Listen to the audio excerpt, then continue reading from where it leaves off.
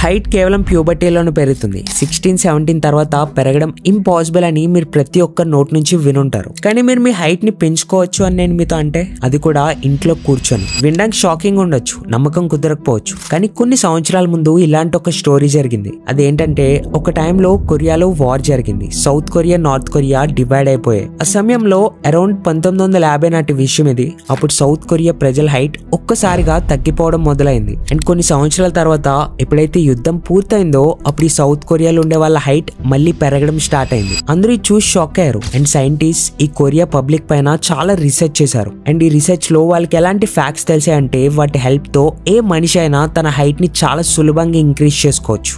So hi everyone, నా పేరు లోకేష్. మీ mind లో కూడా ఈ క్వశ్చన్ వస్తూ ఉండొచ్చు, నిజంగా హైట్ ఇంక్రీజ్ చేయడం సాధ్యమేనా అని. ఇప్పుడు మా ఏజ్ 15 years, 16 years, 17, 18 years. మా హైట్ ఇంక్రీజ్ అవుతుందా? అది అబ్బాయి అయినా అమ్మాయి అయినా?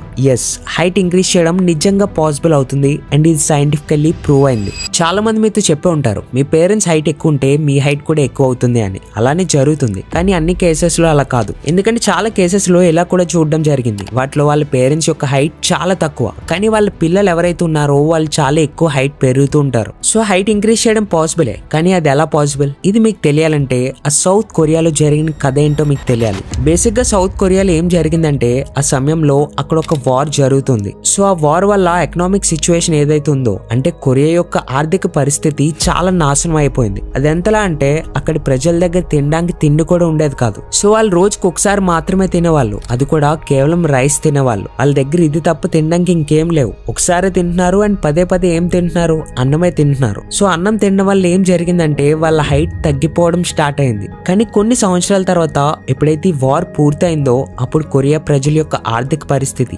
ఫైనాన్షియల్ కండిషన్ మళ్ళీ ఇంక్రీజ్ అయింది. అప్పుడు వాళ్ళు ఇంకా చాలా ఐటమ్స్ కూడా తినగలిగేవారు. రోజులో 2-3 సార్లు ఫుడ్ తినేవాళ్ళు. దీనివల్ల ఏం జరిగింది? వాళ్ళ హైట్ మళ్ళీ పెరగడం స్టార్ట్ అయింది. అండ్ ఇది చూసాక సైంటిస్ట్ అందరూ ఒకే విషయం చెప్పారు, మీ హైట్ ఏదైతే ఉందో అది డిపెండ్ అయ్యేది మీరు తినే ఫుడ్స్ పైన అండ్ వాటి న్యూట్రియన్స్ పైన. అండ్ ఇదే మన first point, food and nutrients.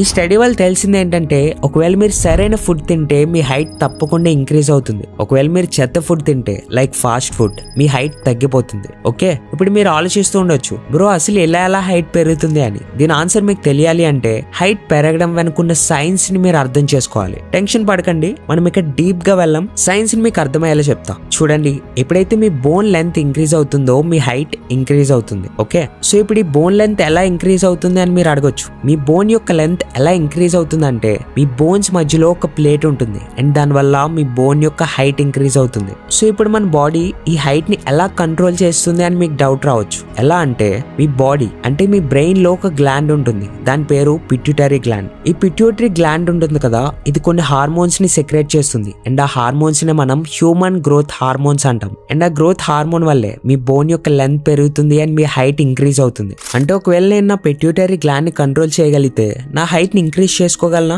ఖచ్చితంగా ఇంక్రీజ్ చేయగలరు. ఎప్పుడైతే మనం సరైన ఫుడ్ తింటామో, లైక్ ఏ ఫుడ్ లో అయితే మెగ్నీషియం ఉంటుందో, జింక్ ఉంటుందో, కాల్షియం ఉంటుందో, లైక్ మిల్క్, చాలా రకాల గ్రీన్ వెజిటేబుల్స్, చాలా రకాల ఫ్రూట్స్ లైక్ యాపిల్స్, అండ్ అవే కాకుండా బాదం అంటే నట్స్. ఎప్పుడైతే మనం ఇవన్నీ తింటామో, దీని వల్ల ఏం జరుగుతుంది? మన మైండ్ లోని పిట్యూటరీ గ్లాండ్ లో మార్పు వస్తుంది అండ్ అది ఎక్కువ గ్రోత్ హార్మోన్స్ ని రిలీజ్ చేస్తుంది. ఎప్పుడైతే అది ఎక్కువ గ్రోత్ హార్మోన్స్ ని రిలీజ్ చేస్తుందో, అప్పుడు ఆటోమేటికల్లీ మీ యొక్క బోన్ లెంత్ ఇంక్రీజ్ అవుతుంది అండ్ మీ హైట్ కూడా ఇంక్రీజ్ అవుతుంది. ఇదే మన ఫస్ట్ పాయింట్. కానీ ఇది ఒక పాయింట్ మాత్రమే కాదు, ముందు ఇంకా చాలా పాయింట్స్ ఉన్నాయి. దానికంటే ముందు కమెంట్ చేసి చెప్పండి మీ హైట్ ఎంత అని. అలానే నా హైట్ ఇప్పుడు ఎంత అంటే 5'10" ఇలా ఉంటుంది. ఒకవేళ నాకు ఈ రూల్స్ ముందే తెలుసుంటే బహుశా నా హైట్ 6 feet అయి ఉండేది. కానీ ఆ ఏజ్ లో నాకు ఎవరు చెప్పలేదు, అందుకే మీకోసం నేను చెప్తున్నా. సో మీ హైట్ ఎంతో కమెంట్ చేశారా? ఖచ్చితంగా కమెంట్ చేయండి. ఇది ఎందుకు చేయిస్తున్నా అంటే, ఒకవేళ మీరు వీటిని ఫాలో అయితే కొంత టైం తర్వాత మీ హైట్ పెరుగుతుంది. అప్పుడు మీకు మీరే చూడగలరు. ఓకే, సో కమెంట్ చేయండి. ఇప్పుడు మన నెక్స్ట్ పాయింట్ ఏంటో చూద్దాం, వుల్ఫ్స్ లా.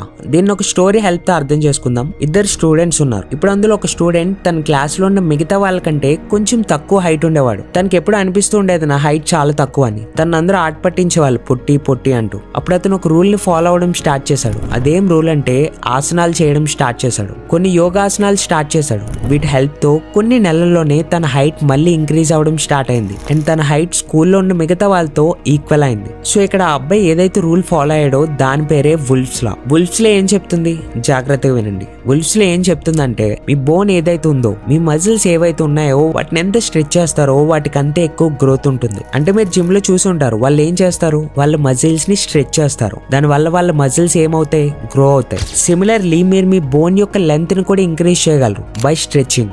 స్ట్రెచింగ్ అంటే కొన్ని ఆసనాలు ఉన్నాయి, వాటిని నేను మీకు చూపిస్తా. బట్ అవే కాకుండా మీరు రన్నింగ్ చేయొచ్చు ఒక ప్లేస్ నుంచి ఇంకొక ప్లేస్ కి. రోజు కొంచెం రన్నింగ్ స్ట్రెచింగ్ చేస్తూ ఉంటే మీ బాడీ హైట్ కొంచెం పెరుగుతుంది. అలానే ఇప్పుడు నేను మీకు చూపించే కొన్ని ఆసనాల గురించి యోగిక్ సైన్సే చెప్తుంది ఈ ఆసనాలు చేయమని. అన్నిటికంటే ఫస్ట్ ఆసనం సూర్య నమస్కారం. ఈ సూర్య నమస్కారం చాలా అవసరం. మీరు యూట్యూబ్ లో వీడియో చూడొచ్చు. అండ్ డైలీ సూర్య నమస్కారం చేస్తే ఒకవేళ మీరు ఒక్కసారి ట్రై చేసినా సరే మీ బాడీ యొక్క ఓవరాల్ హెల్త్ పైన చాలా ఇంపాక్ట్ పడుతుంది. ఇక్కడ నేను కేవలం హైట్ ఇంక్రీజ్ చేయడం గురించి మాత్రమే మాట్లాడట్లేదు, కంప్లీట్ బాడీ పైన ఇంపాక్ట్ పడుతుంది. అదే కాకుండా రెండవది తదాసనం. తదాసనంలో ఏం జరుగుతుంది, మీ బాడీని స్ట్రెచ్ చేయాలి. మీరు ఇలా పైకి స్ట్రెచ్ చేయొచ్చు, రైట్ కి స్ట్రెచ్ చేయొచ్చు. సో మీరు ఎప్పుడైతే మీ బాడీని స్ట్రెచ్ చేస్తారో అప్పుడు ఏమవుతుంది, వుల్ఫ్స్ లా హెల్ప్ తో మనం ఏం చేస్తున్నాం, మన హైట్ ని ఇంక్రీజ్ చేస్తున్నాం. ఇది మీరు కూడా ట్రై చేయొచ్చు, చాలా ఇంపార్టెంట్ రోల్ ప్లే చేస్తుంది. దీని హెల్ప్ తో మీరు తక్కువ సమయంలోనే మీరు మీ హైట్ ని ఇంక్రీజ్ చేసుకోగలరు. ఓకే, సో మన నెక్స్ట్ పాయింట్ ఏంటంటే డ్రింకింగ్ మిల్క్ విత్ సప్లిమెంట్స్.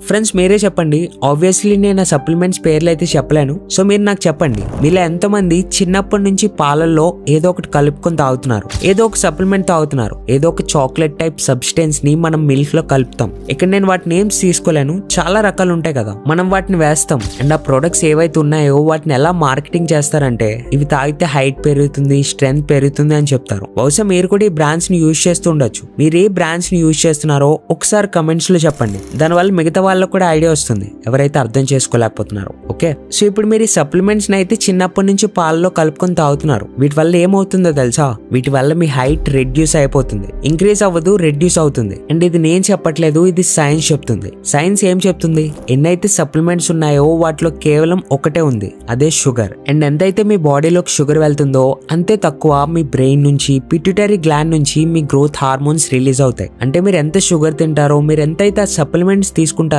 అంతే తక్కువగా మీ హైట్ ఉంటుంది. అందుకే ఏవైతే సప్లిమెంట్స్ మీరు తీసుకుంటున్నారో వాటిని ఈ రోజు నుంచే తీసుకోవడం మానేయండి. ఈ వీడియోని మీ పేరెంట్స్ కి చూపించండి. ఒకవేళ మీరు ఒక పేరెంట్ అయితే మీ పిల్లలకి వీడియోని చూపించండి. సో దానివల్ల ఈ సప్లిమెంట్స్ ని తీసుకోవడం మానేస్తారు అండ్ వాళ్ళ హైట్, వాళ్ళ గ్రోత్ కూడా మంచిగా ఇంక్రీజ్ అవుతుంది. ఇప్పుడు మన నెక్స్ట్ ప్రిన్సిపల్ ప్రాపర్ స్లీప్. చూడండి, సైంటిఫిక్ స్టడీస్ ఏం చెప్తున్నాయంటే మీ పిట్యూటరీ గ్లాండ్ ఏదైతే ఉందో దాని నుంచి గ్రోత్ హార్మోన్ ఎప్పుడు రిలీజ్ అవుతుందో మీకు తెలుసా, 90% గ్రోత్ హార్మోన్స్ ఎప్పుడైతే మీరు డీప్ స్లీప్ లో ఉంటారో అప్పుడు రిలీజ్ అవుతాయి. ఇప్పుడు మీరు అడగొచ్చు డీప్ స్లీప్ అంటే ఏంటి అని. ఎప్పుడైతే మీరు రాత్రి నిద్రపోతారో, నైట్ నిద్రపోయాక 2-3 గంటల తర్వాత మీరు చాలా గాఢ నిద్రలోకి వెళ్ళిపోతారు. దాన్నే సైంటిఫిక్ టర్మ్స్ లో డీప్ స్లీప్ అని అంటాం. ఈ డీప్ స్లీప్ యొక్క టైం ఏదైతే ఉందో ఆ టైంలో మీ బ్రెయిన్ రిలాక్స్ అవుతుంది. ఆ టైంలో పిట్యూటరీ గ్లాండ్ ఆ గ్రోత్ హార్మోన్స్ ఏం చేస్తాయి, మీ బాడీలోకి రిలీజ్ చేయడం స్టార్ట్ చేస్తాయి. దీనివల్ల మీ బాడీలో గ్రోత్ ఉంటుంది, మీ బాడీ ఇంక్రీజ్ అవుతుంది. ఇప్పుడు ఇమాజిన్, ఒకవేళ మీకు ప్రాపర్ స్లీపే లేకపోతే, మీరు రోజంతా ఫోన్ స్క్రోల్ చేస్తూ 4-5 గంటలు మాత్రమే నిద్రపోతే,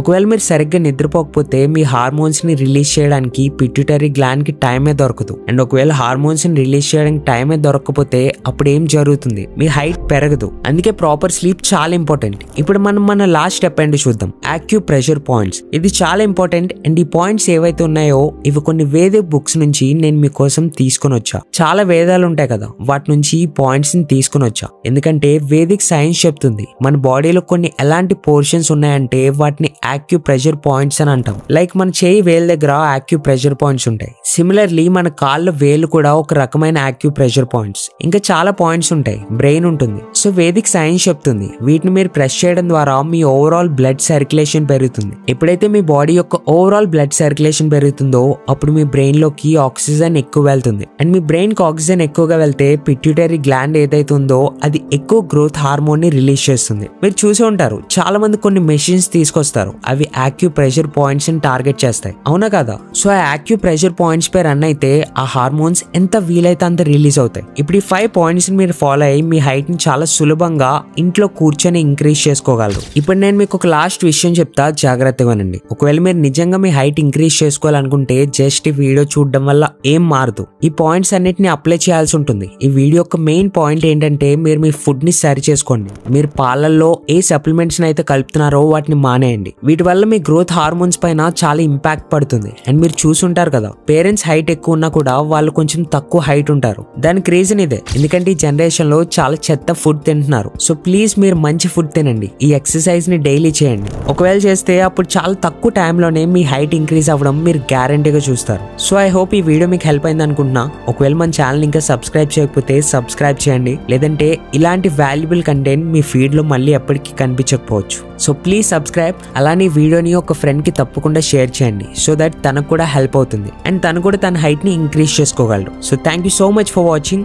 this is Lokesh signing off.